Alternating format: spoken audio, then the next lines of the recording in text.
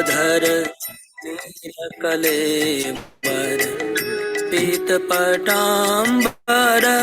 देहि पदम्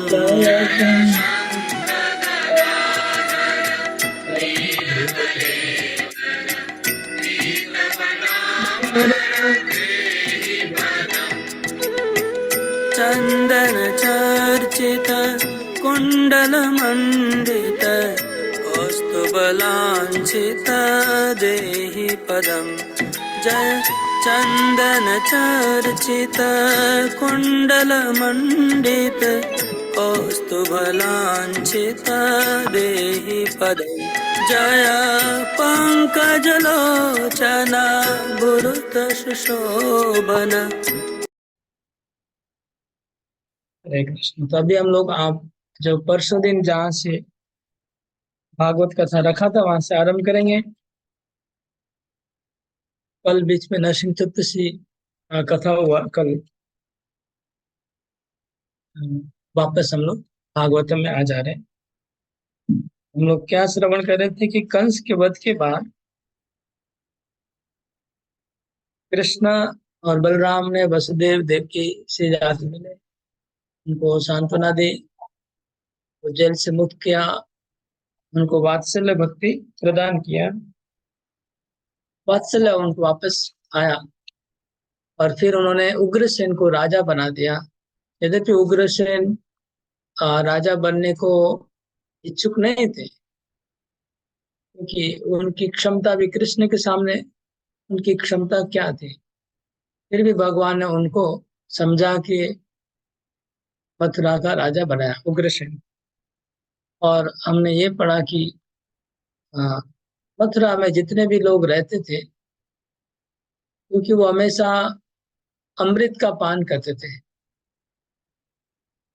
इसलिए उनको हमेशा शरीर में और मन में और बुद्धि में हमेशा बल तेज प्रभाव वैभव सब हमेशा बना रहता था। उनका शरीर इंद्रिय हमेशा हाँ उनकी इंद्रिय हमेशा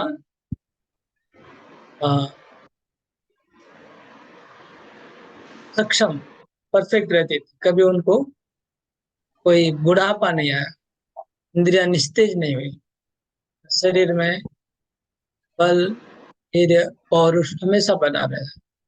चाहे कितने भी बूढ़े व्यक्ति। हरे कृष्णा प्रभु। धन्यवाद। बीच में क्यों आप बोल रहे हैं? कथा चल रही, कथा चल रही।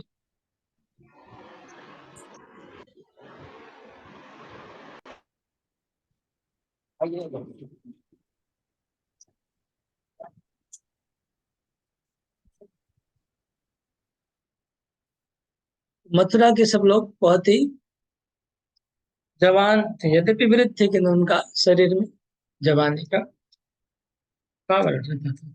ये मथुरा और द्वारका के पार्षदों के लिए है।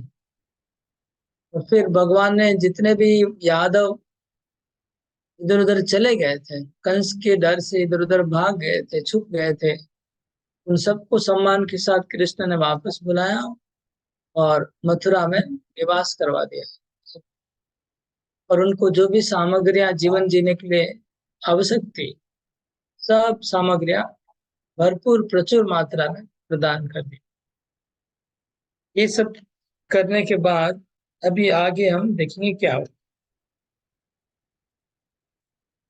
अभी सवाल आता है कि नंद महाराज का क्या हुआ। वो जो आए थे कृष्ण के साथ वृंदावन से, नंद महाराज और बाकी लोग जो कृष्ण के साथ आए थे अक्रूर जी के साथ, उनका क्या हुआ? वो लोग कहाँ पर है अभी, वो क्या कर रहे हैं, ये हम अभी आज देखेंगे।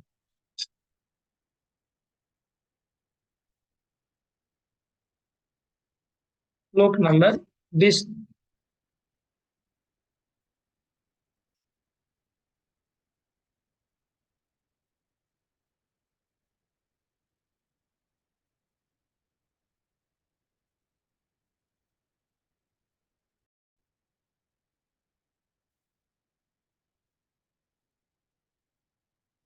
श्लोक नंबर 20।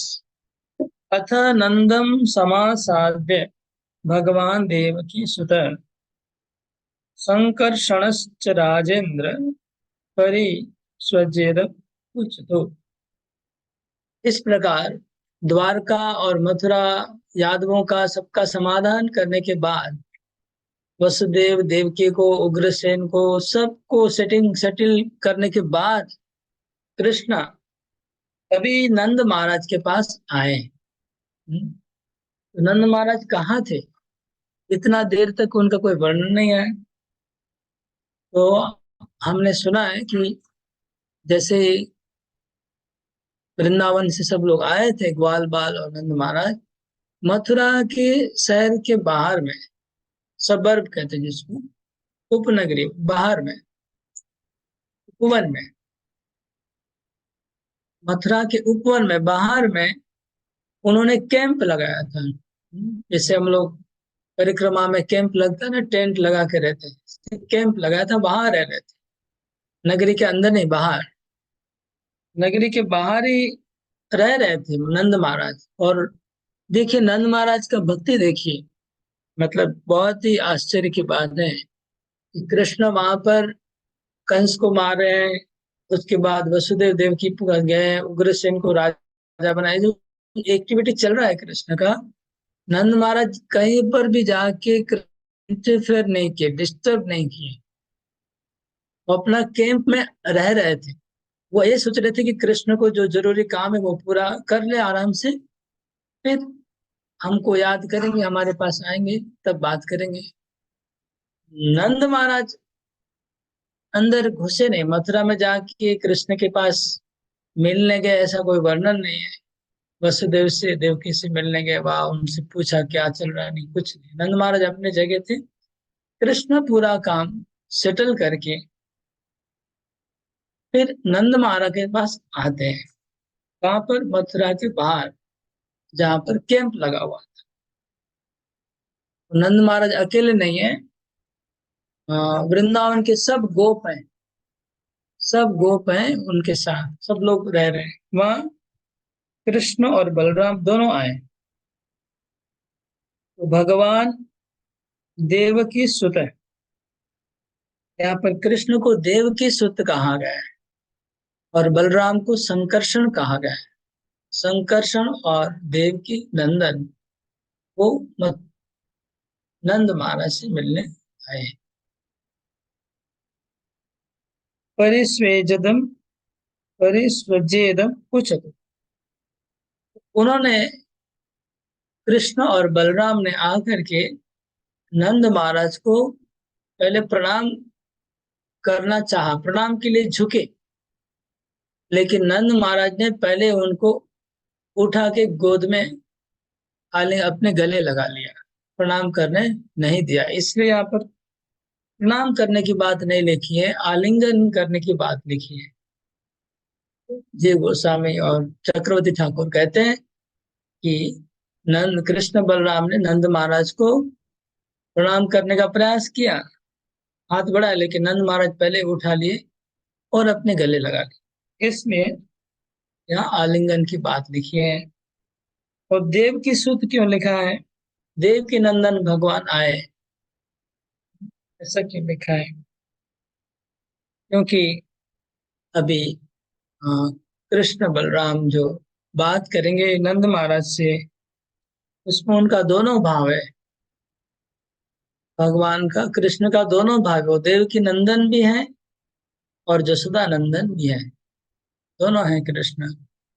इसलिए भगवान शब्द लिखा है। भगवान शब्द का तात्पर्य चक्रवर्ती ठाकुर ऐसे एक्सप्लेन करते हैं कि भगवान एक साथ दो आइडेंटिटी मेंटेन करके वहां पर उपस्थित हुए हैं, और देवकी नंदन का आइडेंटिटी का अभिमान को छुपा के रखे हैं, और नंद नंदन का आइडेंटिटी को सामने रख के वो नंद महाराज से मिल रहे हैं। इसलिए भगवान शब्द है। ऐसा कर सकते हैं, जैसे आपका अगर दो पोजीशन हो, समझ लीजिए आप कहीं पर एक कंपनी के मालिक हैं, किसी कंपनी के आप मालिक हैं, और दूसरी कंपनी में आप समझ लीजिए मैनेजर है, तो आपका दो आइडेंटिटी हो गया। अब आप जब मैनेजर वाली कंपनी में गए तो आपको मालिक वाला आइडेंटिटी को छुपाना पड़ेगा। तब आप मालिकाना दिखाना नहीं है, वहां पर दिखाएंगे तो ठीक नहीं रहेगा। इस तरह जब मालिक वाली कंपनी में जब जाएंगे तो मैनेजर वाला आइडेंटिटी आपको छुपाना होगा। ये करना उसके लिए थोड़ा इंटेलिजेंट चाहिए और कौशल चाहिए, नहीं तो संभव नहीं है, नहीं तो वो मिक्स हो जाएंगे। दो रोल एक साथ प्ले करना और कौन से रोल को सामने रखना है, कौन से रोल को पीछे रखना है, ये एक एबिलिटी के लिए यहाँ पर भगवान शब्द चक्रवर्ती ठाकुर बोलते कि आया। इसने देव की शुद्ध शब्द दिया, देव के शुद्ध भगवान मिले। और संकर्षण क्यों कहा गया बलराम जी को? तो संकर्षण इसलिए शब्द दिया है कि बलराम जी दो कुलों के बीच में आकर्षण कर रहे हैं, दो दो कुल को एक किए हैं बलराम जी, इसलिए संकर्षण। कि बलराम जी एक तरफ देवकी के पुत्र थे पहले, और फिर रोहिणी के गर्भ में स्थानांतरित हुए थे। बलराम जी अ, दो कुलों को एक करने वाले हैं। तभी तो कृष्ण और बलराम नंद महाराज के पास गए और बोलने लगे। नंद महाराज क्या बोलते हैं, क्या बातें होती है, क्योंकि ये बहुत इंपॉर्टेंट टॉपिक है ना। सबसे इंपॉर्टेंट टॉपिक है यहाँ पर। अक्रूर जी कृष्ण बलराम को वृंदावन से निकाल के मथुरा लाए हैं। मथुरा में कंस वध हो चुका है। कृष्ण को वापस जाने का बात था कि वो वृंदावन वापस जाएंगे, लेकिन हम देखें कृष्ण वापस नहीं जाते हैं। तो नंद महाराज उनको वापस लेने के लिए आए हैं वृंदावन से, साथ में उनको ले जाएंगे। ये बहुत ही एक मर्म स्पर्शी इश्यू है यहाँ पर कि नंद महाराज कृष्ण को नहीं लेके वृंदावन कैसे गए और कृष्ण क्या बोलते नंद महाराज। ये बात है। पितु युवाभ्याम स्निग्धाभ्याम पोषितो पालालितो वृषम पित्रोरभ्यधिका प्रीते आत्मजेसु आत्मनोपि। कृष्ण और बलराम कहते हैं कि हे नंद महाराज, हे पिता, आप और माता यशोदा, आप दोनों बहुत स्नेह स्निग्धाभ्याम, बहुत अत्यंत स्नेह के द्वारा हमारा लालन पालन आपने किया। पोषितो और लालितो, लालितो माने लालन, पोषितो माने पालन। जो हिंदी में लालन पालन शब्द है, दोनों का संस्कृत शब्द दिया हुआ है इस श्लोक में। लालितो और पोषितो, पोषितो मतलब पालन, लालितो मतलब लालन। तो लालन पालन आपने हमारा बहुत लालन पालन किया है। वृषम, वृषम मतलब बहुत। कैसा किया है? पितृर अभ्यधिका प्रीति आत्मजेसु आत्मनोपि। हाँ, कोई भी माता पिता अपने बच्चों को अपने से ज्यादा प्रेम करते हैं। आत्मनो, आत्मा जो, आत्मा जो मतलब पुत्र, आत्मनो मतलब अपने से। तो जनरली कोई भी माता पिता देखा जाता है कि माँ अपने बेटे को अपने से ज्यादा प्रेम करती है। अपने को वो नुकसान पहुंचाएगी, अपने को कष्ट उठाएगी, लेकिन बच्चों को वो ज्यादा सेवा करती है। तो वो कृष्ण बलराम बोल रहे हैं, पित्रोर अभ्यधिका प्रीति आत्मजेसु आत्मनोपि ही। कि आप लोग हमें माता पिता से भी ज्यादा प्यार किए, आपने हमको अपने से भी ज्यादा प्रेम किया है। फिर 22 नंबर श्लोक में कहते हैं, असली माता पिता कौन है? सपिता साच जननी यो पुष्णाति स्वपुत्र शिशुन बंधुभिर उत्कृष्टान अकल्पे पोष रक्षण है। श्लोक नंबर 22 में कृष्ण बलराम कहते हैं कि अगर कोई माता पिता अपने संतान को जन्म के साथ ही छोड़ दे। अगर कोई माता पिता अपने पुत्र को, संतान को जन्म से ही छोड़ दे, और अगर उसको कोई लालन पालन कोई भी करे, तो वही उनका असली माता है, वही एक असली पिता है। समझ रहे ना क्या बोल रहे हैं कृष्ण लोग? कि अगर कोई माता अपने पुत्र को छोड़ दे जन्म से, और दूसरी कोई माता जी उनको अगर पालन करे, तो किसको माता कहा जाएगा? जो छोड़ देने वाली को, कि जिसको पालन किया है उसने? तो जो पालन करने वाली है, कृष्ण बलराम बोले कि वही सपिता, वही पिता है, साच जनी वही माता है। पुष्णिता, जो पोषण करते पुत्र के जैसे, अपना पुत्र मान के उनका पोषण करती है। शिशुन बंधु भी उत्सृष्टा, जो अपने छोटे छोटे शिशु को अगर कोई अपना माता पिता छोड़ देते हैं अकल पे मतलब असमर्थ होने की वजह से, किसी कारण से वो उनका पालन नहीं कर पा रहे हैं और उनको त्याग कर दें, तो जो पालन करेगा वही उनकी असली माता है, असली पिता है। ऐसा कृष्ण बलराम कह रहे हैं। तो ऐसा हम देखते हैं ना, जैसे कर्ण का जब जन्म हुआ, तो माता कुंती ने उनको एक टोकरी में भर के नदी में छोड़ दिया। फिर कर्ण कहाँ गया? उनका पिता का नाम क्या था? सुत, भूल गया नाम। सुत ने ऐसा कुछ नाम था, नाम याद नहीं आ रहा है, लिखेंगे कमेंट में अगर किसी को नाम पता है। हाँ, कर्ण के माता पिता का नाम, पिता का नाम स से कुछ नाम है, याद नहीं आ रहा है। वो उनके पिता ने और माता ने उनको बड़ा किया कर्ण को, और उनको पहचान दिया कि तुम वो उनके पुत्र बने रहे। कर्ण कोई जानता नहीं था कि कुंती का पुत्र है।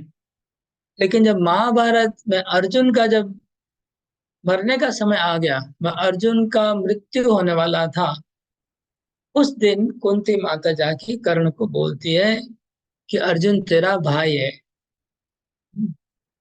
उसको मारना ठीक नहीं है।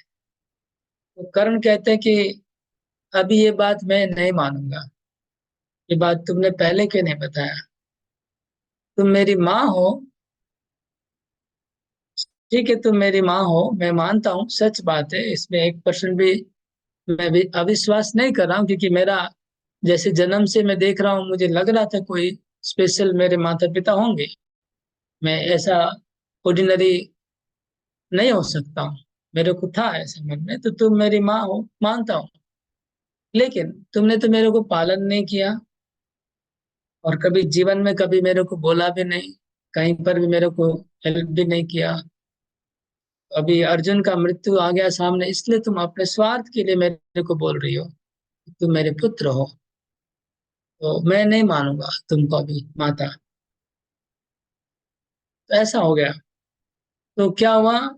यहाँ पर कृष्ण बलराम बोल रहे हैं कि जो व्यक्ति पालन करता है वो माता पिता है, क्योंकि वसुदेव और देव की लाचार थे, और कृष्ण को पालन कर नहीं सकते थे जेल के अंदर, इसलिए उनको कृष्ण को छोड़ना पड़ा गोकुल में, वृंदावन में।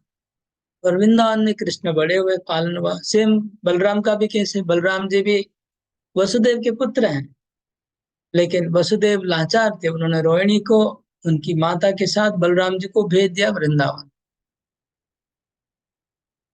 इसलिए उनका लालन पालन नंद महाराज ने किया पिता के रूप में, और माता के रूप में रोहिणी ने किया। इसलिए बोल रहे हैं कि कृष्ण बलराम की आप ही हमारे असली माता पिता हैं, कि आपने हमको लालन पालन किया है। 23 नंबर श्लोक में कहते हैं, यात यूयम ब्रजम तात वयम च स्नेह दुखितान ज्ञातिन वो दृष्टुमे विधाय सुरदाम सुखम। तो हे पिता, आप अभी व्रज में, वृंदावन में लौट जाइए, आप वृंदावन लौट जाइए, यहाँ पर ठहर के कोई लाभ नहीं है, आप यहाँ रह के कोई फायदा नहीं है, इधर मत रुकिए आप, क्योंकि यहाँ पर नंद महाराज को जो सम्मान मिलना चाहिए वो भी नहीं मिल रहा है ना।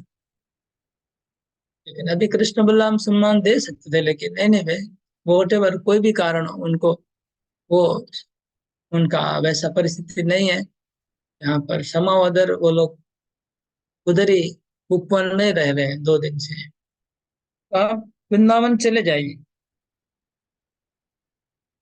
और हम दोनों भाई क्या करेंगे, ये जो वसुदेव देव की है, आप तो जानते हैं लोग बहुत साल से जेल में थे और इतने दिन के बाद वो हम लोग को प्राप्त हुए हैं। वो एक्चुअली हमारे जन्म देने वाले माता पिता हैं। तो वो उनकी तो आशा रहेगी ना कि हम उनके साथ थोड़ा दिन बिताएं, इसलिए हम इधर थोड़ा दिन रहते हैं और इनको थोड़ा दिन हम सुख देंगे।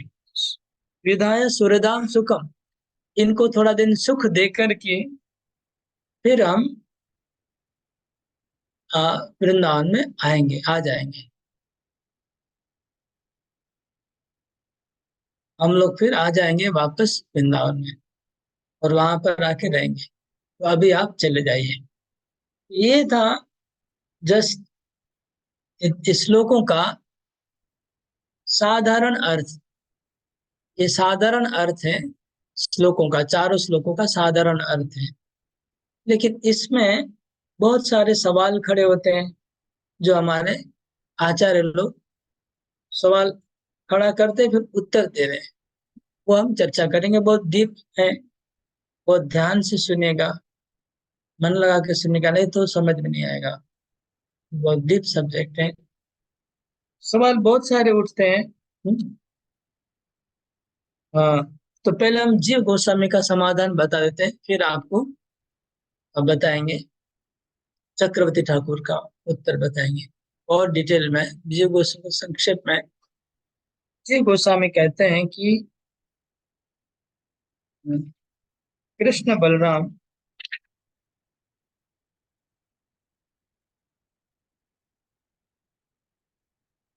जीव गोस्वामी ने कहा कि ये जो कंस को मारने के बाद कृष्ण को वापस जाने का बात था, है ना। कृष्ण ने ऐसा ही प्रॉमिस किया था, कंस को मार के मैं वापस आ जाऊंगा। कंस को मारने के बाद वो शाम को वो नंद महाराज से मिलते हैं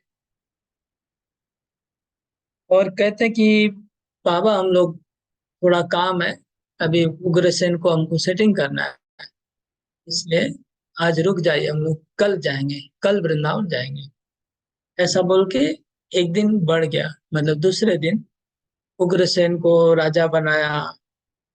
फिर दूसरा दिन सुबह हुआ और राजा वाजा बन गए। फिर नंद महाराज के पास जाते हैं, बोलते हैं उग्रसेन तो राजा बन गया, लेकिन उग्रसेन को हमें प्रोटेक्शन देना पड़ेगा, उनको ऐसे ही छोड़ के नहीं जा सकते, वो अकेले बूढ़े आदमी, उनको कोई भी मार डालेगा, तो हमको उनकी और अच्छे से व्यवस्था करनी पड़ेगी। तो उन्होंने फिर समय लिया कृष्ण बलराम ने और कहा कि तब यादवों को बुलाया, जगह जगह से यादवों को बुला के बसाया।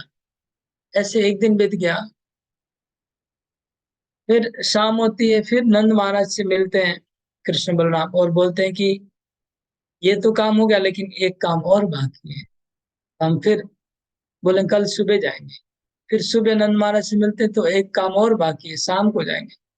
ऐसे बोलते हैं कि कुछ दिन बीत गए, मतलब हर दिन कृष्ण सोच रहे कि शाम को जाऊंगा, लेकिन शाम को कुछ काम पड़ा हुआ पेंडिंग, नहीं जा पा रहे। तो फिर बोले ठीक है हम लोग सुबह निकलेंगे। सुबह फिर देख रहे हो और कुछ काम पड़ा हुआ है, तो अभी नया, अभी भी कंस मरा है और कितना प्रॉब्लम है। इधर जरासंध का उत्पात शुरू होने वाला है, क्योंकि जरासंध का जमाई था ना, वो लड़ाई करेगा। तो इतने सारे काम बाकी हैं। मथुरा में नया नया उग्रसेन को राजा बनाया, अभी भी वसुदेव देवकी को जेल से निकाला, तो बहुत काम बाकी और कोई करने वाला नहीं है। इसलिए कृष्ण बलराम वो सुबह सोचते शाम को जाएंगे, शाम को सोचते सुबह जाएंगे, लेकिन निकल नहीं पा रहे थे। तब उन्होंने सोचा कि नंद महाराज ये तो बहुत मुश्किल हो रहा है, हम आजकल आजकल करते इतने दिन बीत जा रहे हैं, आपको भी कष्ट हो रहा है और ब्रजवासी लोग बहुत टेंशन में होंगे, वृंदावन के लोग। वो लोग सोचेंगे कि आप इतना दिन से गए हुए हैं और आप भी वापस नहीं आए, हम भी नहीं आए, तो क्या किया जाए पिताजी, हमको समझ में नहीं आ रहा है। ऐसे कृष्ण बलराम ने नंद महाराज से चर्चा की, बाबा क्या करें, हमको समझ में नहीं आ रहा है, एक प्रॉब्लम में हम फंसे, हम जा इस छोड़ के जा भी नहीं पा रहे हैं और आपको भी कुछ बोल नहीं पा रहे, क्या किया जाए। इस तरह से चर्चा हुआ। फिर कृष्ण बलराम बहुत कुछ सोचा कि ऐसा लग रहा है कि अभी हमारे लिए वृंदावन जाना ठीक नहीं। कृष्ण ने सोचा, क्योंकि बहुत कुछ सोच के उन्होंने डिसाइड किया कि अभी वृंदावन जाना ठीक नहीं होगा, कि अभी नया नया उग्रसेन राजा बना है, कंस अभी भी मरा है, तो जरासंध आक्रमण करेगा। वो निश्चित है कि जरासंध आक्रमण करेगा, और वास्तव में हम देखेंगे जरासंध कितना, शायद 18 बार आक्रमण करता है, एक बार नहीं। तो आक्रमण करेगा ये सब, इसलिए वृंदावन जाने से, वृंदावन में फिर आक्रमण करेगा तो वहां का परिस्थिति बिगड़ जाएगा। वृंदावन में आक्रमण करेगा तो ब्रजवासी डिस्टर्ब होंगे, और मथुरा में आक्रमण करेगा, हम लोग अगर एब्सेंट रहेगा, हमारे एब्सेंट में अगर आक्रमण करेगा तो मथुरा में भी फिर कोई प्रोटेक्शन करने वाला नहीं, उग्रसेन को मार डालेगा जरासंध। इसलिए कृष्ण बलराम ने सोचा कि हम अभी जाने लायक बिल्कुल परिस्थिति में नहीं है, इन असुरों को समाप्त करने के बाद ही जा पाएंगे। जो मुख्य मुख्य असुर है अभी, डीमन जो जिंदा है अभी भी, मरे नहीं है, उन सबको, अभी राजा असुर है, पहले असुर दूसरे प्रकार के थे, जो वृंदावन में जो असुर सब आए थे वो दूसरे प्रकार के, तो कोई घोड़ा बन के आ रहा था, कोई गधा बन के आ रहा था, कोई बगुला बन के आ रहा था, कोई अजगर बन के आ रहा था, ऐसे असुर थे वृंदावन में, मतलब खिलौने थे, सब खिलौने। लेकिन मथुरा के असुर सब राजा हैं, एक एक राजा आएगा आक्रमण करने, कभी जरासंध, कभी काल यवन, कभी ये कभी वो, सब राजा लोग ही असुर है, वो लोग भी आएंगे। तो राजा लोग अगर वृंदावन में जाकर आक्रमण करेंगे तो वो भी ठीक नहीं है, और राजा लोग अगर आके मथुरा में आक्रमण करें तो भी प्रॉब्लम है। इसलिए कृष्ण बलराम ने बहुत सोच समझ के डिसाइड किया और पिताजी को बोला कि पिताजी, ऐसा लग रहा है कि हमें अभी नहीं जाना चाहिए, आप चले जाइए।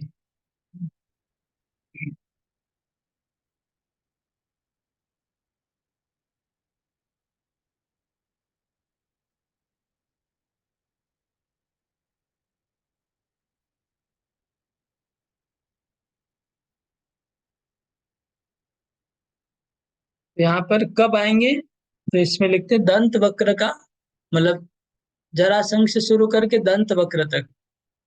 दंत वक्र लास्ट डीमन है जिसको कृष्ण ने मारा, ऐसा बोल रहे हैं भागवतम में, कि कृष्ण ने जितने असुरों को मारा उसमें लास्ट में दंत वक्र है, तो दंत वक्र को मारने के बाद हम आएंगे, ऐसा बताया।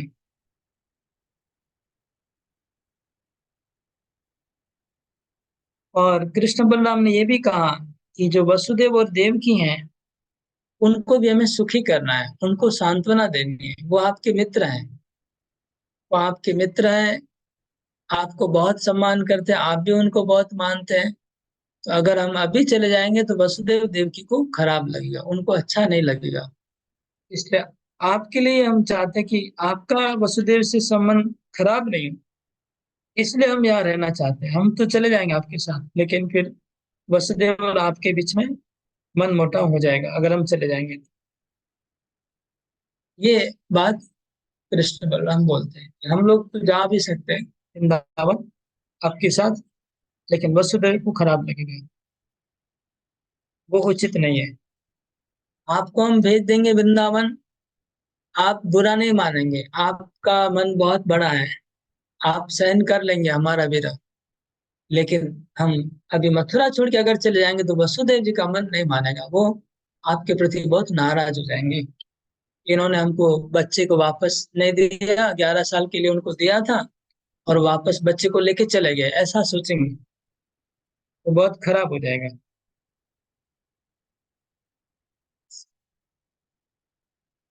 यहाँ पर कृष्ण का ये कहना था कि हम बाद में आके वृंदावन में रह जाएंगे, मतलब वृंदावन में ही रह जाएंगे, फिर बीच बीच में हम लोग इधर मथुरा में आते रहेंगे, माता पिता को बीच बीच में आके दर्शन दे देंगे, उससे उनको मना लेंगे।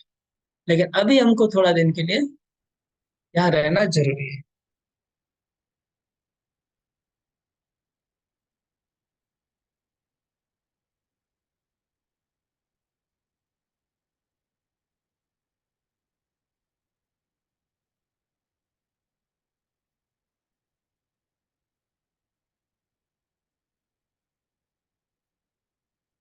तो ओके, अभी ये बात समझ में आ गया आप लोगों को? आप लोगों को अभी ये बात समझ में आ गया जो मैंने बताया? कृष्ण ने क्या बोला नंद महाराज को, क्या बोल के वापस भेज दिया? बताइए, इसमें कोई सवाल है? इसमें जो कृष्ण बोलते हैं वसुदेव जी को कि हम थोड़ा दिन के बाद वापस आएंगे, फिर वृंदावन में रह जाएंगे, फिर बीच बीच में मथुरा में आके इनको दर्शन दे देंगे। लेकिन आप ये बात, इसमें कोई सवाल किसी को? सबको समझ में आ रहा है? इसका मतलब समझ में नहीं आ रहा है? इसमें एक सवाल उठता है ये कि कृष्ण ऐसे क्यों बोले कि हम वृंदावन में आएंगे और वहां रह जाएंगे, क्योंकि भागवत में कहीं उल्लेख नहीं है कृष्ण का वृंदावन जाने का। भागवत में तो हम यही देखते हैं ना कि कृष्ण वृंदावन नहीं गए, गोपियां विरह में डूबी रही। उद्धव जी जाते हैं, बलराम जी जाते हैं, कृष्ण का जाने का कहाँ बात लिखा है भागवतम में? किसी ने भागवतम पढ़ा होगा तो बता सकते हैं, कृष्ण का वृंदावन जाने का कहीं बात भागवत में लिखा हुआ है? कुरुक्षेत्र में मिलते हैं लेकिन वृंदावन जाने का बात नहीं आ रहा है। कुरुक्षेत्र में मिलन का बात आता है, ब्रजवासी लोग कुरुक्षेत्र में आके मिलते हैं कृष्ण बलराम से, लेकिन वृंदावन जाने का बात भागवत में नहीं है। लेकिन हमने सबने तो बृहद भागवतम भी हम लोग पढ़ चुके हैं, तो उसमें बहुत कुछ लिखा हुआ है, स्पष्ट लिखा हुआ है, उधर आंसर दिया हुआ है। जो भी हो, पद्म पुराण में लिखा है कि कृष्ण दंत वक्र को मारने के बाद वृंदावन गए, लेकिन भागवत में नहीं लिखा है। जीव गोस्वामी यहाँ पर उत्तर दे रहे हैं। ये थोड़ा मन लगा के सुनिए, और बुद्धि भी लगाना पड़ेगा, मन और बुद्धि दोनों, तभी समझ पाएंगे, नहीं तो नहीं समझ पाएंगे। जीव गोस्वामी कहते हैं कि कृष्ण आ, उद्धव जी को जब वृंदावन भेजते हैं, ये सबको पता है, उद्धव संदेश, और उद्धव जी के साथ एक संदेश भेजते हैं। वो संदेश अत्यंत निगूढ़ था, अनेक गुड़ गुप्त रहस्य वाला संदेश था वो गुप्त रहस्य क्या था, वो आज तक किसी आचार्य ने उसको प्रकाश नहीं किया है। पहली बार सनातन गोस्वामी ने और जी गोस्वामी ने प्रकाश किया है। गुप्त रहस्य ये था कि वृंदावन में श्री कृष्ण अप्रकट लीला कर रहे थे, अप्रकट रूप में थे। वृंदावन में दो प्रकार का वृंदावन का लीला होता है, एक प्रकट लीला और एक अप्रकट लीला। प्रकट मतलब जो सामने दिख रहा है, अप्रकट मतलब जो सामने नहीं दिख रहा है, हम लोग का भौतिक दृष्टि से जो नहीं दिखता है, अप्रकट है, भौतिक दृष्टि से नहीं दिखता है। तो अप्रकट रूप में कृष्ण वृंदावन में थे, वृंदावन को छोड़ते नहीं है, वृंदावन में रहे आए, ठीक है ना, अप्रकट रूप से। प्रकट रूप में कृष्ण मथुरा में है, चले गए। लेकिन ब्रजवासियों को ये बात पता नहीं है कि कृष्ण अप्रकट रूप में वृंदावन में है। उनको लग रहा है कि हम सपना देख रहे हैं। वो लोग कृष्ण को देखते थे, कृष्ण को देखते थे लोग, उनको लग रहा है कि भ्रम है, कृष्ण तो मथुरा चले गए, तो हम जो देख रहे वो भ्रम है। इस बात का एहसास दिलाने के लिए उद्धव जी को भगवान ने भेजा। उद्धव जी को भेज के उनको ये ज्ञान दिया कि कृष्ण यहाँ पर ही है, आप लोग आंख बंद करके देखिए, आपको दिखाई पड़ेगा कृष्ण यहाँ है, लीला कर रहे हैं। ये ज्ञान दिया था। ये बात जीव गोस्वामी कह रहे हैं कि इस प्रकार कृष्ण मथुरा में तो रह गए, सारा जीवन मथुरा ही रहे, मथुरा और द्वारका में, लेकिन यहाँ जो बता रहे कि मैं वापस आऊंगा, जो कृष्ण बोल रहे ना मैं आऊंगा, तो कैसे आए? कृष्ण तो गए नहीं। तो इस प्रकार गए, वो बोल रहे हैं कि उद्धव जी को संदेश दिया और बताया कि मैं वृंदावन में हूँ, मैं गया नहीं। आप लोग थोड़ा देखिए, मेरे को देख पाएंगे। इस तरह से ब्रजवासियों को अप्रकट लीला का परिचय दिला दिया और इस तरह कृष्ण वृंदावन में रहे। ओके, तो ये बात समझ में आया आप लोग को? ये बात समझ में आया? नहीं तो प्रश्न पूछे, नहीं आता तो हाथ उठाइए। ओके, क्या समझ में आया मैं अभी सुनना चाहता हूँ, क्योंकि आप समझेंगे नहीं, मेरे को ये समझना जरूरी है, नहीं तो बोलता रहूंगा खाली खाली। अनिता माता जी बोलिए। हाँ प्रभु, जैसे आपने बोला ना कि भगवान अप्रकट अवस्था में वहां वृंदावन में रहते ही हैं, तो ये तो सुना था कि जब जन्म होता है तो ऐसा मैंने सुना है, ये सही है क्या कि दो पुत्र होते हैं, एक में ना वो भगवान प्रविष्ट कर जाते हैं और एक ना वहाँ प्रकट रूप में हमेशा ही रह जाते हैं, लेकिन और वहां वाले को, वृंदावन वासियों को ये पता नहीं चलता है। तो जब भगवान राइट द्वारका जाते हैं तो वृंदावन के भगवान वृंदावन में ही हमेशा रहते हैं। Right right. ये बात मैंने 2 दिन पहले ही बोला था, दोनों जगह जन्म हुआ था, है ना? तो दो दिन मैंने दो पहले। दिन पहले क्लास नहीं की थी प्रभु। हाँ, 2-3 दिन पहले ही मैंने बताया। 2-3 दिन पहले किसी ने घनश्याम प्रभु ने पूछा था, उसके उत्तर में बताया अच्छा। कृष्ण दोनों जगह जन्म हुआ। अच्छा, वृंदावन के कृष्ण वृंदावन में रहे आए। हरे कृष्ण। राठी लेकिन ये जी। बस ये नहीं पता था कि वो अप्रकट अवस्था में वहां रहते थे तो गोपियों को या ग्वाल वालों को उनकी लीला का दर्शन होता था, ऐसा नहीं पता था। हाँ हाँ, ये बात उद्धव जी के द्वारा, ये मैसेज भगवान ने भेजा उद्धव जी के द्वारा, और उनको अप्रकट लीला का परिचय करवा दिया उद्धव जी के माध्यम से। तब ब्रजवासियों को अप्रकट लीला का परिचय हुआ, ऐसा जीव गोस्वामी कह रहे हैं। तो वो लोग फिर देखने लगे कृष्ण को, देखते थे सब सब लीला, जैसे कि तैसे सब लीला चालू हो गई पहले की जैसे। ओके नहीं तो राठी जी, हरे कृष्ण। आपको बहुत दिन के बाद स्वागत है। आपको क्या समझ में आया, बोलिए थोड़ा अनम्यूट करके। मैंने जो बोला, कृष्ण के बारे में बताइए। कृष्ण वृंदावन में थे कि नहीं, वृंदावन में थे कि मथुरा में थे? अनम्यूट करिए। क्या हुआ? अच्छा, ऐसे हाथ जोड़ रहे, बोलना नहीं चाह रहे, ठीक है। और कौन समझ पाए? एक्सप्लेन करिए जो मैंने बताया, क्योंकि मैं चाहता हूँ कि आप लोग समझे, नहीं तो मैं बोलता रहूंगा और क्या समझ रहे मैं नहीं समझ।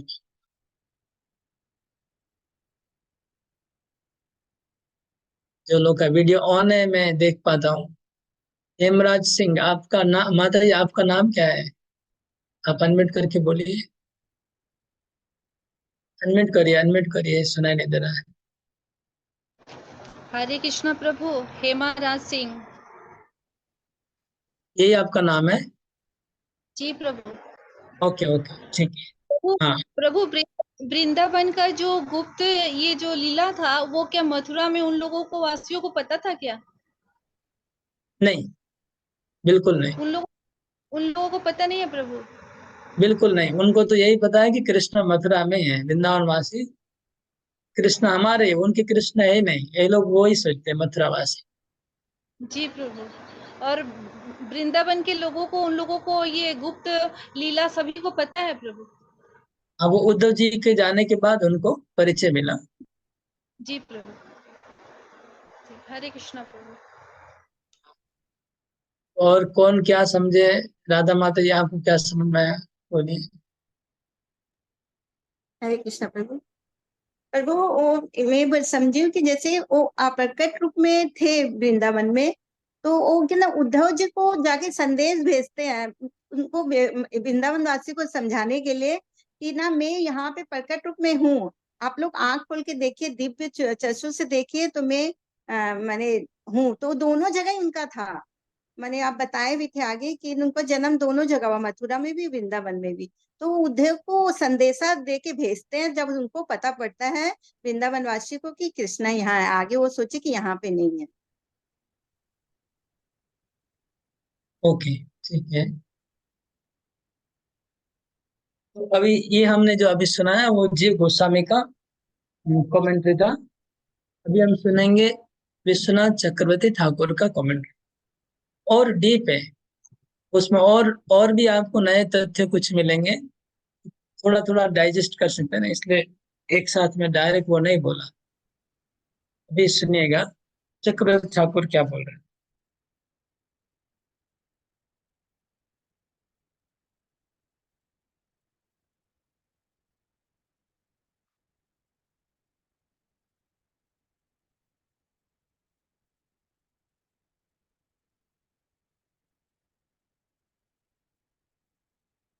तो चक्रवर्ती ठाकुर कहते हैं कि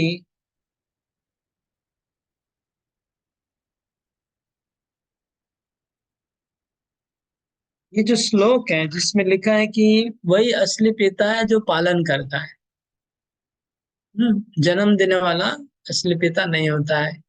ये श्लोक चक्रवर्ती ठाकुर बोलते हैं बलराम जी का है, कि बलराम जी वसुदेव और रोहिणी के पुत्र हैं। ये सर्वज्ञात सर्वविदित तथ्य है, सब जानते हैं कि बलराम जी रोहिणी के और वसुदेव के पुत्र है। लेकिन श्री कृष्ण नंद महाराज को तो यही ज्ञात है कि कृष्ण मेरा पुत्र है। नंद महाराज को ये नहीं पता है कि कृष्ण वसुदेव के पुत्र है। इसलिए ये श्लोक कृष्ण बोले ऐसा नहीं है, उनका कहना है बलदेव जी बोलते हैं नंद महाराज को कि यद्यपि हमारा जन्म दाता दूसरा कोई है, लेकिन आपने क्योंकि हमारा पालन किया है, आप ही हमारे असली माता और पिता हैं। फिर ये पहले बलराम जी बोलते हैं, और फिर बलराम जी कहते हैं कि अ, नंद बाबा, चलिए हम लोग अ, अभी हम लोग जल्दी चले जाते हैं वृंदावन। हाँ, यहाँ ज्यादा देर ठहरना उचित नहीं है, ऐसे बलराम जी कहते हैं। बलराम जी ऐसा बोलते हैं तब, क्योंकि बलराम जी और कृष्ण कहते हैं नंद बाबा को, देखिए बाबा हमको तो आप ही अच्छे लगते हैं, आपने हमको पालन किया, बड़ा किया, आप हमें बहुत प्यारे लगते हैं। और वसुदेव देव की तो हम तो जानते नहीं थे उनको पहले, ये बोलते बलराम जी।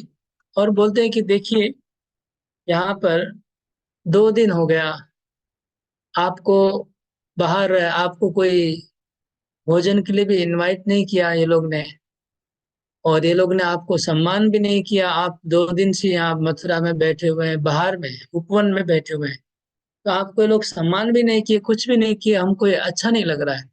कृष्ण बलराम ऐसा बोलते हैं, हम लोग को अच्छा नहीं लग रहा है, और हम लोग को डर लग रहा है। बलराम जी बोलते हैं हमको तो डर लग रहा है कि कहीं ये लोग बोलेंगे कि बस बलदेव जी हमारा पुत्र है और हमको बांध के रख देंगे यहाँ, हमको वृंदावन नहीं जाने देंगे, हमको तो डर लग रहा है। ऐसा बलराम और कृष्ण बोलते हैं कि हमको ये लोग बोलेंगे कि आप हमारे पुत्र हो, हाँ, और हमको यहाँ रख लेंगे, लेकिन हमको यहाँ रहने का इच्छा नहीं है, तो चलो हम लोग यहाँ से जल्दी से निकल चलते हैं। ऐसे बलराम और कृष्ण नंद महाराज को बोलते हैं। नंद महाराज सोचने लगे कि ये बलराम तो वास्तव में वसुदेव देवकी का पुत्र है, और अगर मैं बलराम जी को लेके वृंदावन जाता हूँ, वसुदेव जी तो मेरे को अपना दुश्मन मानेंगे कि मैंने अपने बच्चे को उनको रखने को दिया और उसने अपना बना लिया, अभी समय पे मुझे वापस नहीं दिया बच्चे को, वो तो बहुत बुरा मानेंगे मेरे को। और फिर वो सोचेंगे तो कंस इससे अच्छा था, कंस से भी मैं खराब हूँ, ऐसा वसुदेव जी को लगेगा। इसलिए तो बहुत अनर्थ हो जाएगा अगर बलराम जी मेरे साथ वृंदावन जाने को जिद करेंगे, ये अच्छा नहीं होगा। ऐसे नंद महाराज सोचने लगे। नंद महाराज बोले बलराम जी को कि आपको तो यहाँ रहना चाहिए, हाँ, आपके माता पिता बहुत दुखी हो जाएंगे अगर आप हमारे साथ उधर जाएंगे तो वृंदावन। तो फिर बलराम जी कहते हैं कि देखिए बाबा, सबसे बड़ी बात है कृष्ण मेरे प्राण है। आप कृष्ण को लेके वृंदावन चले जाएंगे तो मैं मर जाऊंगा, मैं जिंदा नहीं रह सकता हूँ। कृष्ण के बिना मैं अकेला नहीं रह सकता हूँ। चाहे ब्रह्मा जी भी आके मुझे बोले तो भी मैं मथुरा में नहीं रहूंगा। ब्रह्मा जी भी बोल दे आकर के तुम्हारे माता पिता वसुदेव देव की है, तो भी मैं मानूंगा नहीं। मेरे को तो आपको ही मेरे माता पिता लगते हैं, ऐसे बलराम जी कहते हैं। और मैं मथुरा नहीं रहना चाहता हूँ। मैं कृष्ण जहाँ रहेंगे, आप जहाँ रहेंगे, वहां ही रहूंगा। इसलिए मैं आपके साथ चलता हूँ वृंदावन, में यहाँ नहीं रहूंगा। ऐसे बलराम जी ने जिद किया और कृष्ण को भी बोला कि चलो हम लोग यहाँ से भाग जाते हैं जल्दी से। इस तरह से बातचीत हुआ, चक्रवर्ती ठाकुर बता रहे हैं। फिर नंद महाराज फिर सोच में पड़ गए दोबारा कि ये बहुत बड़ा एक धर्म संकट आ गया, क्या किया जाए। बात सही है, आ, कि कृष्ण को तो मेरे साथ जाना चाहिए वृंदावन, क्योंकि कृष्ण तो मेरा पुत्र है। लेकिन बलराम जी भी छोड़ना नहीं चाह रहे कृष्ण को। तो धर्म सोचने लगे। तब कृष्ण ने फिर कहा, कृष्ण ने उसको समाधान दिया कि पिताजी ऐसा करिए।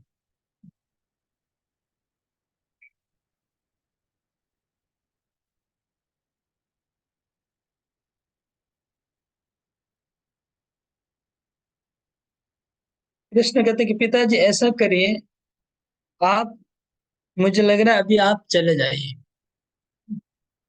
आप अभी चले जाइए वृंदावन, और मैं कुछ काम पूरा करके फिर मैं आता हूँ।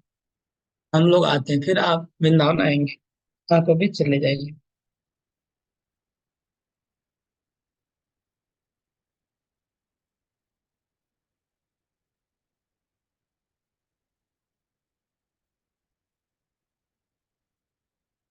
तो हम वसुदेव, तो फिर नंद महाराज पूछते तुम कब आओगे बेटा कृष्ण, तुम कब आओगे, तुम वृंदावन कब आओगे।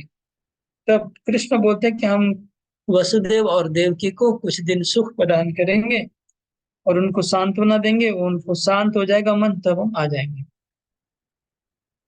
और हम अगर वसुदेव देवकी को खुशी करेंगे तो हो सकता है कि बलराम को भी वो मेरे साथ जाने को दे देंगे, क्योंकि बलराम और मैं इतने, हम दोनों एक दूसरे को, हम लोग इतने मित्र हैं और भाई हैं। तो हम बोलेंगे तो शायद बलराम जी को भी मेरे साथ छोड़ देंगे वसुदेव देव की। तो मैं बलराम जी को भी लेके आ जाऊंगा, इसलिए आप चले जाइए, मेरे को यहाँ रहने दीजिए। ये था कन्वर्सेशन चक्रवर्ती ठाकुर का। इसके आगे बस ये तो था। तो ये आप लोग को समझ में आ गया होगा, इसमें कोई ज्यादा जटिलता नहीं था। इसको फिर समरी करके कोई बोलिए क्या बोला मैंने, विश्वनाथ चक्रवर्ती ठाकुर ने क्या थोड़ा डिफरेंस, अपना अलग मत क्या रखा, जीव गोस्वामी से और कुछ एक्स्ट्रा बात बताई, इंफॉर्मेशन दिया, वो क्या है। बोलिए अनिता माता जी। हरे कृष्णा प्रभु। प्रभु ये जो प्रभु का माने बोला हुआ है, तो ऐसे थोड़ा सा ना बहुत ऐसे जनरल जैसे संसारिक लोगों की बातें नहीं होती है, बहुत हम्म। वैसा वो लग रहा है थोड़ा। ओ, वो मैं नहीं बोल रहा हूँ, आप ठीक है वो कमेंट कर रहे हैं, लेकिन क्या बोला वो बताइए। वो यही बोले ना कि मैं अगर आपके साथ नंद बाबा अभी आपके साथ चला जाऊंगा तो यहाँ वसुदेव और देवकी को माता को सुख ना दे पाऊंगा, और शायद हो सकता है कि आप ऐसे जाओगे, जाने से ना बलराम को भी ऐसे ले जाएंगे तो माने ना उनको अच्छा नहीं लगेगा, और मैं थोड़े दिन रुक जाऊंगा तो शायद हो सकता है कि बलराम को भी वो मेरे साथ वापस वृंदावन भेज देंगे, ताकि हम माने बचपन हम दोनों का साथ रहा तो हम बाद में भी साथ जैसे रहे, तो वृंदावन में समय ओके, बिता पाएंगे। इसके आगे एक पॉइंट और बोला था, वो मिस किया आपने। बलराम जी ने क्या बोला था, वो नहीं, बलराम जी का श्लोक नहीं बताया। बलराम जी ने क्या बोला था, ये तो कृष्ण ने। बलराम नहीं ध्यान आ रहा है। स्वाति, यस, अनम्यूट करिए। कौन है हरे स्वाति के? कृष्ण प्रभु जी। हरे कृष्णा। प्रभु जी शायद ये नहीं बोला था कि वो अगर हम चले जाएंगे तो ये नाराज भी हो जाएंगे वासुदेव जी से। नहीं, मैं बलराम जी का पूछ रहा हूँ। बलराम जी ने नंद महाराज को क्या कहा, ये पॉइंट बोलना है। हेमा माता जी, अच्छा, अनम्यूट करना होगा, अनम्यूट करिए। कृष्ण प्रभु जी, बलराम जी बोले कि मैं जहाँ कृष्ण रहेंगे वहीं मैं भी साथ में रहूंगा, उनसे दूर में नहीं रहूंगा, जहाँ वो रहेंगे मैं वहीं रहूंगा। Yes, right. एक पॉइंट और बोले थे बलराम जी चक्रवर्ती ठाकुर के हिसाब से। पुष्पा माता जी। हाँ, हरे कृष्णा प्रभु जी। बलराम जी मतलब नंद बाबा को तो ये तो पता था कि बलराम जी देवकी और वसुदेव के पुत्र है, पर बलराम जी ने नंद बाबा से कहा कि पिताजी हम लोग वृंदावन चलते हैं, मैं तो आप लोग को ही जानता हूँ, मैं तो वसुदेव और देवकी को नहीं जानता हूँ, मैं तो आपका ही पुत्र हूँ।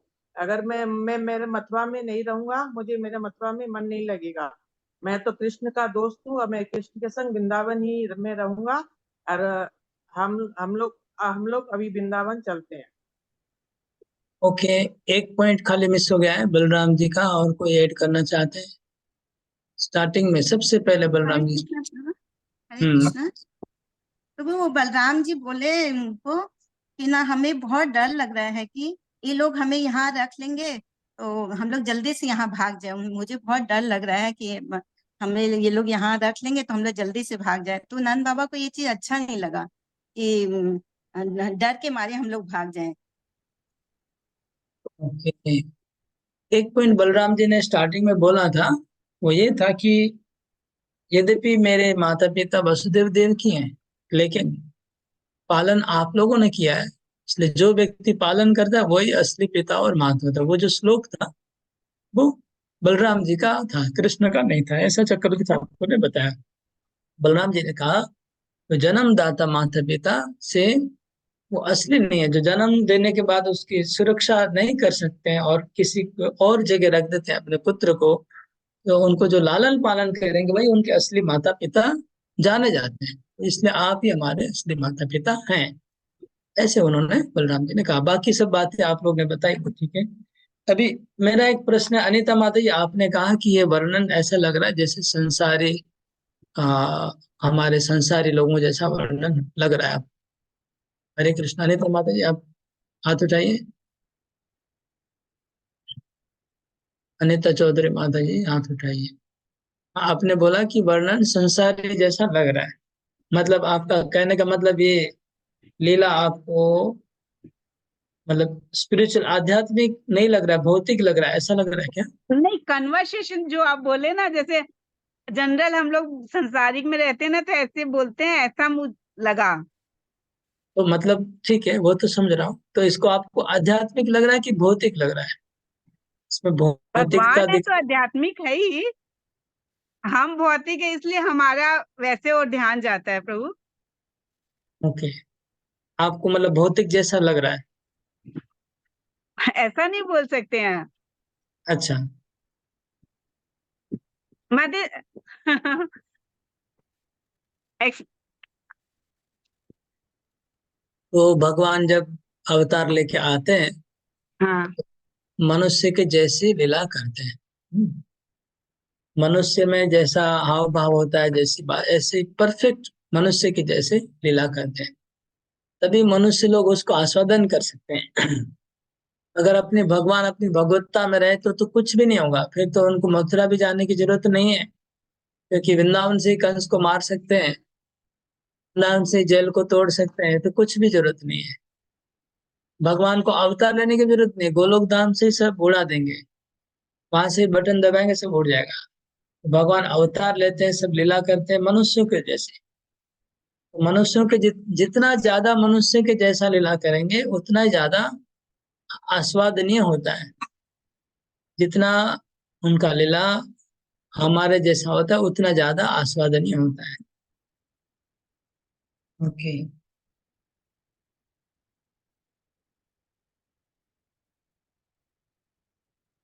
अब अभी और ध्यान से सुनेगा, इसके आगे जो चक्रवर्ती ठाकुर बताते हैं वो और भी डीप सब्जेक्ट है, और भी कठिन सब्जेक्ट है, तो बहुत ही दिमाग लगा के सुनना होगा, नहीं तो नहीं समझ पाएंगे। मन लगा के सुनना होगा। चक्रवर्ती ठाकुर यहाँ पर बोलते हैं कि श्री कृष्ण जब वृंदावन से निकल रहे थे, अक्रूर जी जब कृष्ण को लेके गए, उस समय गोपियों ने, आपको पता होगा, कृष्ण का रथ रोका था। गोपियां कृष्ण को जाने नहीं देना चाह रही थी, वो लोग रो रही थी, और उनका गोपियों को दुख अवस्था में देख के कृष्ण को दया आई, और कृष्ण ने उनको प्रॉमिस किया था, हाँ, कि मैं मथुरा जा रहा हूं और कंस को मार के शीघ्र, परसों, परसों शब्द यूज किया भगवान ने, परसों वापस आऊंगा, ऐसा कृष्ण ने कहा। तो परसों मैं वापस आऊंगा, ऐसा कृष्ण ने कहा गोपियों को। यहाँ पर सवाल कर रहे हैं चक्रवर्ती ठाकुर, गोपियां जो कृष्ण को इतना प्रेम करती है, सबको पता है कृष्ण को कितना प्रेम करती है गोपियां, उनको जब भगवान ने वचन दिया है कि परसों आ जाएंगे, और अगर भगवान परसों नहीं आते हैं तो गोपियों के ऊपर कितना बीतेगी, कितना दुख होगा। क्या कृष्ण को वो दुख गोपियों को देख देख सकते हैं? इतना दुख कृष्ण देंगे गोपियों को? ये उनका सवाल है। कृष्ण ने फिर बोला कि मैं परसों आऊंगा, और बोलने के बाद पहुंचे क्यों नहीं परसों? नहीं पहुंचने से गोपियां क्या जिंदा रह सकती है? इसे रामायण में आप लोग सुना होगा कि रामचंद्र कहते हैं कि भरत, अगर एक दिन मेरा विलंब हो जाएगा तो भरत प्राण त्याग कर देगा। 14 साल का बात था। 14 साल में हर दिन कैलेंडर देखते हैं भरत महाराज, और एक एक दिन माइनस करते हैं, 364, 360, 359 दिन बचे, अभी 4 दिन बचे, 3 दिन बचे, 2 दिन बचे, आज कृष्ण राम आएंगे, और उस दिन अगर राम नहीं पहुंचे तो भरत का प्राण छूट जाएगा, ऐसा रामायण में पाया जाता है। तो सेम केस गोपियों का है। गोपियों का तो प्रेम और भी ऊंचा है। वो कैसे सहन करेगी गोपियां, और यशोदा माई कैसे सहन करेगी जब कृष्ण बोल के गए कि मैं परसों आऊंगा? ये पहला प्रश्न चक्रवर्ती ठाकुर उठाते हैं, ठीक है, 1 नंबर। 2 नंबर प्रश्न उठता है कि नंद महाराज जब गए मथुरा में कृष्ण के साथ, तो नंद महाराज ने माता यशोदा को प्रॉमिस किया था कि तुम चिंता मत करो, हम लोग जा रहे हैं कृष्ण के साथ, मैं कृष्ण को लेके आऊंगा, साथ में खाली हाथ नहीं आऊंगा, मेरा प्राण भी चला जाएगा तो भी मैं खाली हाथ नहीं आऊंगा। ये नंद महाराज ने यशोदा को प्रॉमिस किया था। और नंद महाराज खुद भी कृष्ण को इतना ही प्रेम करते हैं। वो नंद महाराज कृष्ण के समझाने पे,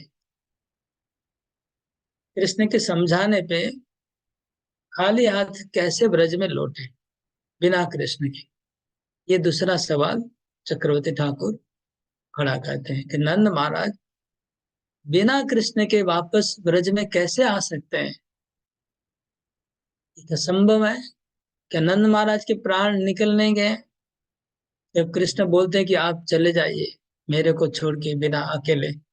और नंद महाराज अपना मुंह कैसे दिखाएंगे ब्रजवासियों को, जबकि ब्रजवासियों उनके भरोसे पे ही कृष्ण को छोड़ा था? वो अगर खाली हाथ आएंगे तो ब्रजवासी क्या सोचेंगे? ये प्रश्न खड़ा करते हैं। तो प्रश्न समझे क्या? फिर मैं उत्तर दूंगा। ये प्रश्न क्या है, कौन समझा? कविता केडिया माता जी, आप बोलिए, क्या प्रश्न चक्रवर्ती ठाकुर उठा रहे हैं? हाँ, हरे कृष्ण प्रभु जी, दंडवत प्रणाम।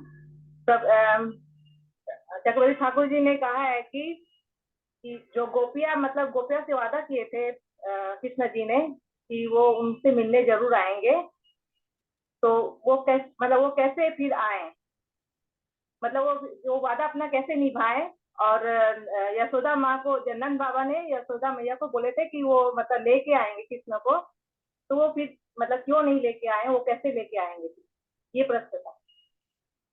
हाँ, ये प्रश्न सवाल करते हैं। और यहाँ पर चक्रवर्ती ठाकुर एक प्रश्न उठाते हैं कि ऐसा कृष्ण, वृंदावनवासी कृष्ण को कितना प्रेम करते हैं ये तो सब लोग जानते हैं। वृंदावनवासी जितना कृष्ण को प्रेम करते हैं,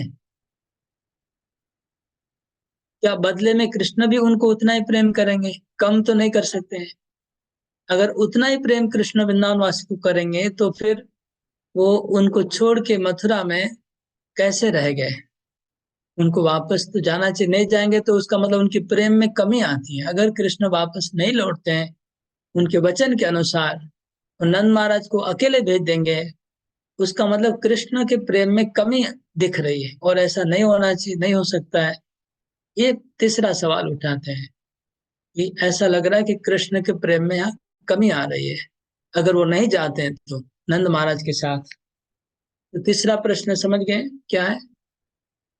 3 प्रश्न उठाते हैं। हाँ सैन बोलो, की प्रश्न করলাম আমি, अनम्यूट करो। হরে কৃষ্ণ প্রভুদাস। প্রভু, এই প্রশ্নটা হচ্ছে যে ভগবান যদি বৃন্দাবনে না যায় তাহলে গোপীদের প্রতি যে ভগবানের প্রেম ওটা কম মনে হবে, এই প্রশ্ন। राइट, गोपीधर सब वृंदावन वासी नंद महाराज সবার পুরো বৃন্দাবন, পুরো বৃন্দাবন। বৃন্দাবন তারা যেভাবে কৃষ্ণকে ভালোবাসছে তার বদলে কৃষ্ণকে সেভাবে ভালোবাসতে হবে না।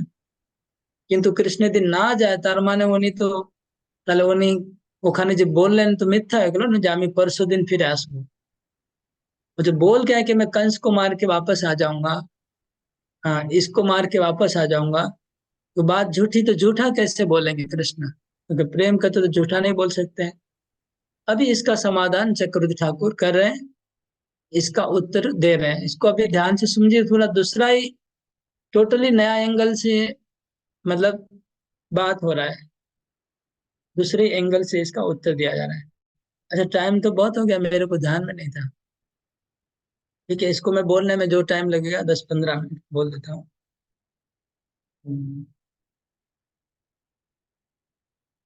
तो चक्रवर्ती ठाकुर एक्सप्लेन करते हैं।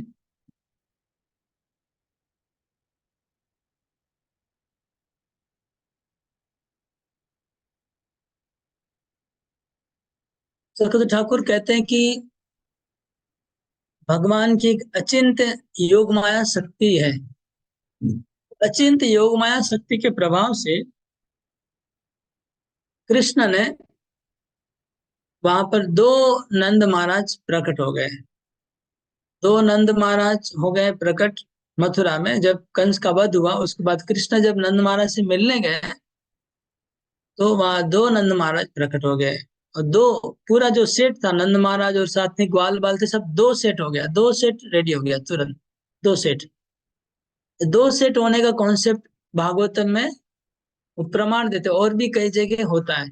जैसे द्वारका से एक बार आप लोग अगर कृष्ण लीला पढ़े होंगे भागवतम तो आपको पता होगा, द्वारका से एक बार कृष्ण अपने मित्रों को लेकर के, सात्यकी को, उद्धव को और सब बड़े बड़े ऋषियों को, नारद मुनि और पर्वत मुनि सबको लेकर के एक बार एक गांव में जाते, एक शहर नगर में जाते हैं। उस नगर में भगवान के 2 भक्त थे, एक बहुलाश्व और एक का नाम था श्रुतदेव। तो एक राजा था और एक ऑर्डिनरी आदमी था। तो भगवान उस नगर के जब चौराहे पे पहुंचे तो एक का घर इस तरफ था, एक का घर उस तरफ था, 2 रास्ते पे दोनों का घर था। तो भगवान का 2 सेट हो गए, मतलब 2 कृष्ण हो गए, 2 उद्धव हो गए, 2 सात्यकी हो गए, 2 नारद मुनि, 2 पर्वत मुनि, डबल सेट हो गया, 2 रथ हो गया। और 2 रथ एक साथ दोनों के घर पे पहुंचा। एक पहुंचा बहुलाश्व घर पे और एक पहुंचा श्रुतदेव के पास। ये लीला भागवतम में है। और ऐसा कई बार हुआ। जब कृष्ण का विवाह हुआ था 16,000 रानी के साथ, तो 16,000 विवाह एक साथ हुआ न, 16,000, हाँ 16,000, 108 तो छोड़िए, 16,100 एक साथ हुआ। एक साथ 16,000 का विवाह, तो एक साथ सब जगह वसुदेव और देव की अपने पुत्र का विवाह करवा रहे थे। तो वसुदेव देवकी के भी 16,000 सेट्स बन गए, समझ रहे हैं ना। इस तरह से भगवान की लीला में भगवान के जो लीला पात्र होते हैं उनके भी बहुत सेट्स बन जाते हैं। ये एग्जाम्पल दिया, 2 एग्जाम्पल और भी 2-3 एग्जाम्पल है भागवत में ऐसा। तो यहाँ पर चक्रवर्ती ठाकुर बोलते कि 2 सेट्स बन गए नंद महाराज के और ग्वालों के। उसमें से जो एक सेट्स था नंद महाराज का, जिनको अभी जीव गोस्वामी ने बताया, वो कन्वर्सेशन एक नंद महाराज के साथ हुआ, जो भागवत में लिखा है वो एक नंद महाराज के साथ हुआ। उनको बोले कि आप जाइए, हम बाद में आएंगे। वो नंद महाराज चले गए। और एक नंद महाराज, 2 नंद महाराज बता रहे, और एक नंद महाराज, उनका ही प्रकाश, दूसरा सेठ, उनको बलराम जी और कृष्ण बोले कि माँ पिता, हम आपको छोड़ के नहीं रहेंगे, चाहे कुछ भी हो जाए, हम आपके साथ जाएंगे। उनको कन्विंस करके नंद महाराज और कृष्ण बलराम, वो पूरा सेट आ गया। मतलब दूसरे दिन ही आ गया। जैसे परसों लिखा था, भगवान ने बोला था मैं परसों वापस आऊंगा, तो परसों ही वापस आए कृष्ण बलराम और नंद महाराज। तो वो जो सेट्स आया वो अप्रकट लीला में रह गया, समझ रहे हैं। जब पहले जीव गोस्वामी अप्रकट और प्रकट 2 लीला बताई, एक अप्रकट लीला है जो आंखों से नहीं दिखती है, और एक प्रकट लीला है। तो प्रकट लीला में नंद महाराज खाली हाथ से आए और कृष्ण नहीं है, और अप्रकट लीला में नंद महाराज कृष्ण बलराम को लेके आ गए। तो अभी वृंदावन में जितने भी लोग हैं, नंद महाराज, यशोदा, गोपियां, सबका 2 सेट है। टोटल वृंदावन का 2 सेट है, एक सेट अप्रकट लीला में और एक सेट प्रकट लीला में, समझ रहे हैं। ये बहुत डीप सब्जेक्ट है, इसको और डिटेल में समझने के लिए बहुत टाइम लगेगा, बहुत समझाना पड़ेगा, टाइम कम है, लेकिन आप लोग थोड़ा बहुत समझने का प्रयास करिए। जहाँ यहाँ पर एक कमेंट में एग्जाम्पल दिया कि चैतन्य महाप्रभु ने भी अपने आप को 7 रूप में प्रकट किया था जगन्नाथ रथ में। तो ऐसे वृंदावन में 2 सेट्स हैं, एक अप्रकट लीला में नंद महाराज और यशोदा है, और एक प्रकट लीला में। इसका प्रमाण क्या है? इसका प्रमाण फिर भागवतम से ही बताते हैं। आप लोग सुनेंगे तो आपको यकीन आ जाएगा, विश्वास आ जाएगा कि कैसे भागवतम में दोनों सेट्स का वर्णन है।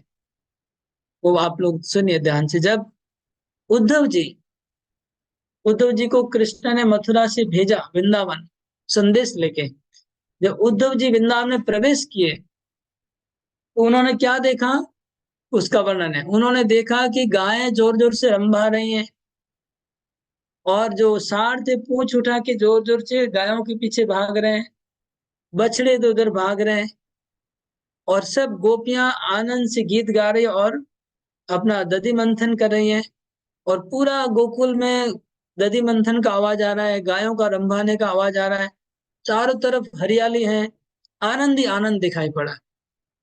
पहले ये वर्णन है, भागवत में स्पष्ट वर्णन है उद्धव जी ने क्या क्या देखा।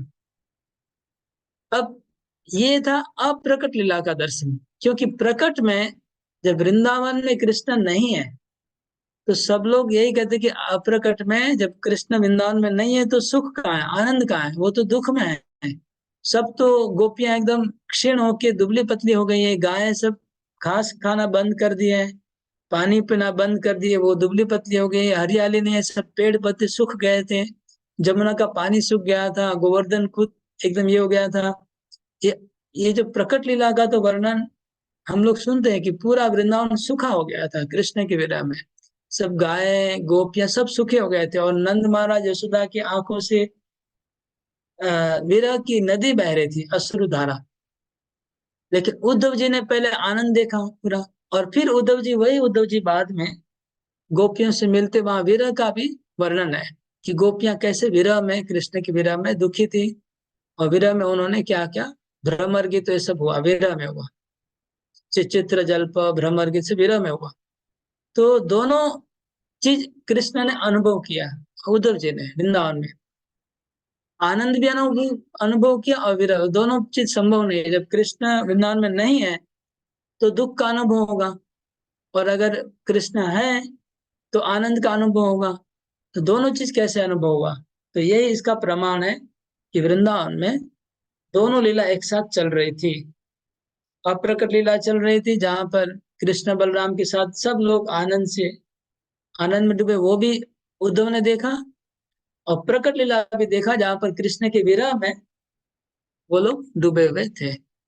ये चक्रवर्ती ठाकुर का एक्स्ट्रा ऑर्डिनरी एक्सप्लेनेशन है, इधर अनपैरेलल और कहीं पर एक्सप्लेनेशन ऐसा नहीं है, कहीं मिलेगा नहीं। आप केवल चक्रवर्ती ठाकुर बता रहे हैं, और सनातन गोस्वामी ने थोड़ा सा बताया है बृहद भागवतामृत में, थोड़ा सा इसी बारे में थोड़ा सा बताया है। जीव गोस्वामी ने भी वही हिंट्स दिया, हम लोग पहले डिस्कस की। जीव गोस्वामी ने यही बात बताई कि दो था, अप्रकट और प्रकट, जो उद्धव जी के द्वारा परिचय कराया गया। तो ये था समाधान कि कृष्ण मत से। अब चक्रवर्ती ठाकुर बहुत सारे और भी प्रमाण देते हैं। सुखदेव गोस्वामी कहते हैं कि गोपियां 2 दिन विरह में रो रही थी। तो 2 दिन मतलब यही हुआ कि कृष्ण परसों वापस आए, एक दिन के बाद। तो 2 दिन गोपियों को विरह हुआ, फिर कृष्ण अप्रकट लीला में उनके साथ आ गए थे। तो ये समाधान है। हरे कृष्ण कृष्ण कृष्ण हरे हरे, हरे राम राम राम हरे। अभी ये क्लियर है कि नहीं, आप लोग समझ पा रहे हैं? हरे कृष्ण प्रभु जी, दंडवत प्रणाम प्रभु जी। प्रभु जी, मेरा क्वेश्चन है सर, भगवान प्रकट लीला और अप्रकट लीला दोनों का प्राकट्य कर रहे हैं भगवान, तो इसका पीछे में कुछ कारण होगा। मुझे ऐसा लग रहा है प्रकट लीला सबके लिए होता है और अप्रकट लीला अतीन्द्रिय है, वो सबके नजर में नहीं आता है, वो इसका कारण क्या है प्रभु जी? बहुत अच्छा सवाल पूछा आपने। चक्रवर्ती ठाकुर इसको भी बोलते हैं, ये भी लिखते हैं कि इसका कारण भी बताते हैं।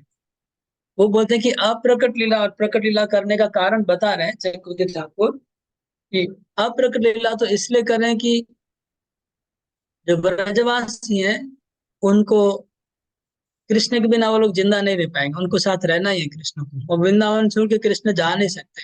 तो ये तो सत्य बात है। लेकिन प्रकट लीला में जो विरह का जो कर रहे हैं उसका कारण बता रहे हैं कि गोपियों को विरह में रख के उनकी भक्ति का जो पराकाष्ठा है वो प्रदर्शन करना चाह रहे थे। इसलिए जो वह चक्रवर्ती ठाकुर बोलते हैं कि वृंदावन, मथुरा और द्वारका, उसमें सबसे जो इंटेलिजेंट पर्सन है उद्धव जी, उनको भेजते हैं। और उनको भेज के उनका परीक्षा करवा के गोपियों का जो भक्ति टॉप मोस्ट है ये एस्टेब्लिश करवाते हैं कृष्ण इसके द्वारा, प्रकट लीला के द्वारा। तो प्रकट लीला नहीं करते, विरह में गोपियों को अगर विरह में नहीं रखते, कृष्ण अगर प्रकट में आ जाते पूरा, तो उनका विरह लीला होता नहीं। विरह नहीं होने से उनका जो भक्ति का, प्रेम का पराकाष्ठा वो पता नहीं चलता जगत वासियों को। गोपियों का प्रेम कितना है, गोपियों का सबसे ज्यादा प्रेम तो विरह में ही, विरह वाली लीला में प्रकाश हुआ है। वो हम जब जब हम लोग उद्धव जी का चरित्र आएगा बाद में, तब हमको पता चलेगा कि गोपियां विरह में किस रूप से वृंदावन में रहती थी और उनका भाव क्या था विरह में। वो भाव जो टॉप मोस्ट भाव है, जो चैतन्य महाप्रभु ने प्रदर्शन किया, वो भाव, उस भाव को प्रकट करने के लिए विरह लीला करना जरूरी था। इसलिए प्रकट में भगवान विरह लीला बनाए रखते हैं, अप्रकट में मिलन लीला बनाए रखते हैं। दोनों को रखने से ये उनका भक्ति का जो पराकाष्ठा है वो प्रकट हुआ, और उद्धव जी के माध्यम से उसको प्रचार किया। ये कारण बताया। थैंक यू वेरी मच प्रभु जी। हरे कृष्णा। इससे अनिता माता का भी आंसर हो गया क्वेश्चन का। उन्होंने जब पूछा था कि ये प्रकट में क्या था अप्रकट में, तो दोनों एक साथ भगवान ने मेंटेन किया, ताकि गोपियों का विरह, विरह में उनका प्रेम बढ़ाने के लिए, विरह में उनका प्रेम बढ़ गया गोपियों का, और बढ़ के उनका प्रेम पराकाष्ठा में पहुंच गया। और पहुंचने के बाद उद्धव जी से उनका टेस्टिंग करवा के उसका प्रचार किया। वो प्रेम बढ़ता नहीं, अगर विरह नहीं होता तो गोपियों का प्रेम उस लेवल पे नहीं पहुंचता। तो इसलिए भगवान के ऊपर जो दोषारोप था, आरोप था कि भगवान अपना प्रेम में वृंदावन वासी जितना प्रेम करते उससे भगवान का प्रेम कम दिख रहा है। वो क्या आंसर हुआ कि नहीं, उनका प्रेम तो है वृंदावन वासी को, उनका प्रेम को और बढ़ाना चाह रहे थे। ओके, हाँ बोलिए अनिता माता जी फिर से। प्रभु, तो जैसे ना आपने बोला कि 2 दिन वो विरह में रही गोपियां और फिर भगवान अप्रकट लीला में रहे, तो वो थोड़ी नॉर्मल माने गोपियां नॉर्मल हो जाती हैं क्या? वो वाली अप्रकट लीला में नॉर्मल हो जाती है, प्रकट लीला वाली की तो तीव्र बढ़ता है विरह। माने अप्रकट में नॉर्मल मतलब पूरा आनंद में डूब गए, अप्रकट लीला तो आनंद में चलने लगी पहले के जैसे। लेकिन प्रकट लीला में विरह उनका बढ़ता गया, क्योंकि कृष्ण आए नहीं, प्रकट में तो आए नहीं। अच्छा, तो अप्रकट लीला माने भगवान ने जब 2 सेट बना लिया, तो अप्रकट लीला के जो सारे लोग थे वो अप्रकट लीला का आनंद लेते थे।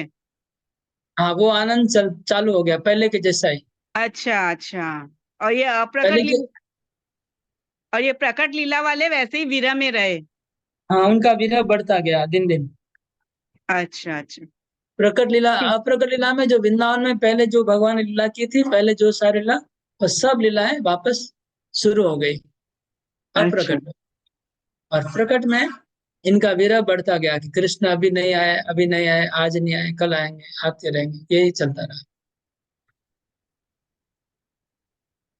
तो मैंने अप्रकट 2 सेट जो बनाए थे वो ना मत वहां जाने के बाद ना बनाए थे, वहां पे नंद बाबा जी के साथ पूरा 2 सेट जो वहां बनाए भगवान ने, हाँ तो वहीं से अप्रकट लीला हुई ना।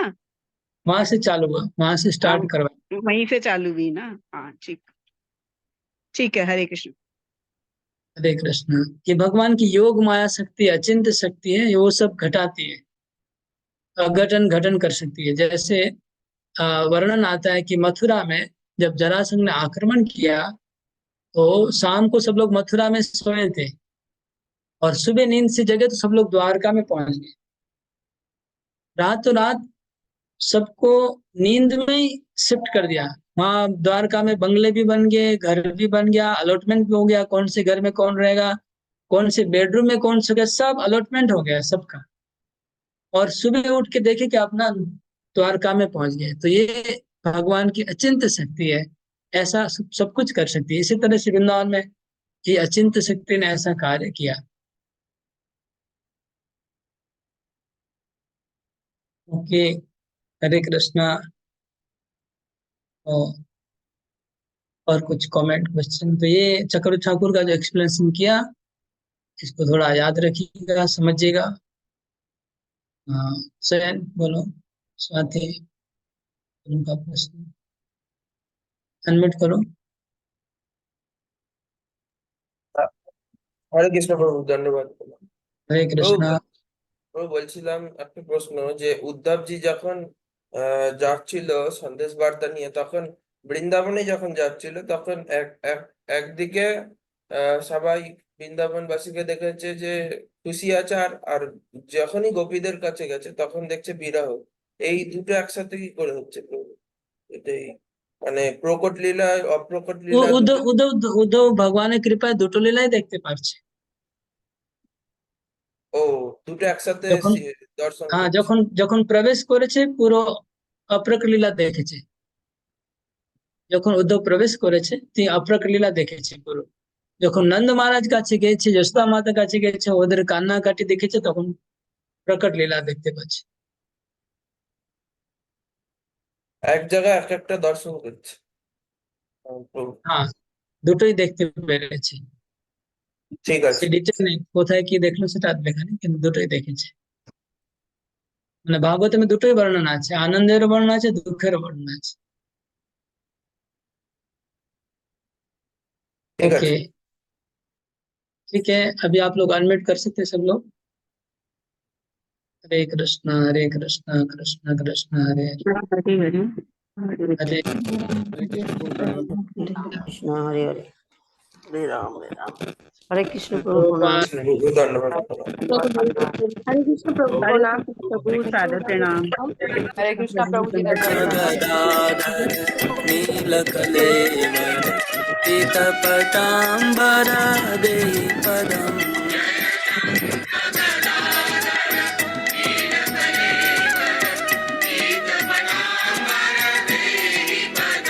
जय शंकर गदाधर नीलकलेवर पीतपटाम्बर देहि पदम् हरि बोल। हरे कृष्ण। हरे कृष्ण।